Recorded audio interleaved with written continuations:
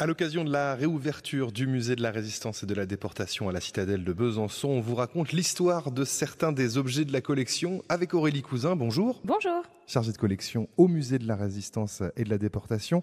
Le premier objet que vous avez choisi de nous présenter, c'est une boîte en métal. Alors on y voit un ours blanc, il est écrit dessus Ice Pearls. C'est quoi son histoire? Qu'est-ce que cette boîte fait dans l'exposition, Aurélie?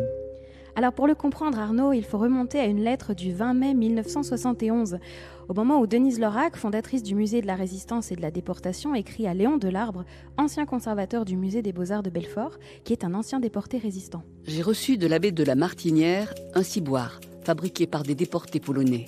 Trop important pour avoir été utilisé, mais il nous confiera peut-être la boîte de cachou qui eut un lieu de ciboire à Dachau. C'est quoi un ciboire? Normalement, c'est un vase sacré qui contient les hosties du prêtre. Si le calice représente le sang du Christ, le ciboire, lui, représente son corps. Ici, ce ciboire prend la forme d'une petite boîte métallique, rectangulaire, de 4 cm sur 6. Et c'est celui dont nous parle la lettre que nous avons exposée, là, ici, juste devant nous, légèrement entrouverte dans une grande vitrine d'une des nouvelles salles du musée. On y voit un ours polaire tout à droite, là, qui regarde les icebergs droit devant. On ne sait d'ailleurs pas comment l'abbé Joseph de la Martinière, originaire d'Angoulême, l'a récupéré. Joseph de la Martinière a été dénoncé à la Gestapo comme communiste par un couple de collaborateurs et arrêté à Gien dans le Loiret le 12 mai 1942. Il est passé par différentes prisons avant d'arriver à Dachau le 9 août 1944. Nous avons d'ailleurs la chance de conserver de précieux témoignages de sa déportation, comme cette petite boîte de cachou. Alors, imaginez cette minuscule boîte qui nous donne une autre image de cet abbé déporté. Il est devenu, malgré lui, dans un environnement obscur, un Christ souffrant et solidaire. Voici ce qu'il écrivait. La petite boîte de cachou dont le couvercle porte l'image d'un ours blanc a été mon ciboire pendant plusieurs mois à Dachau. Je la cachais dans mes vêtements, aux endroits qui me semblaient avoir le plus de chances d'échapper à une fouille.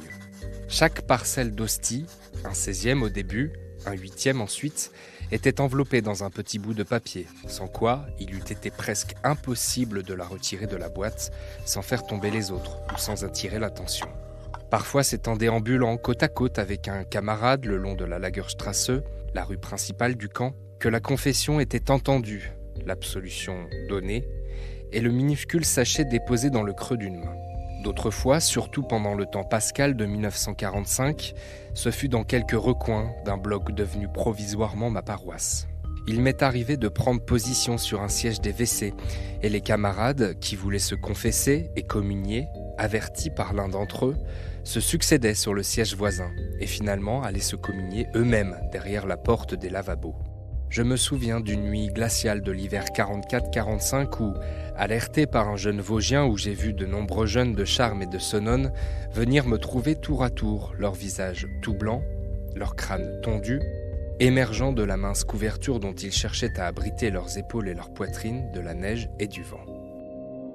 L'abbé Joseph de la Martinière est libéré le 29 avril 1945. Plutôt que de partir, il a décidé de rester pour soigner les déportés atteints de la dysenterie et de typhus qui ne peuvent pas quitter le camp. À son retour, dès les années 60, il participe à la fondation du musée. L'abbé Joseph de la Martinière est décédé en 2003.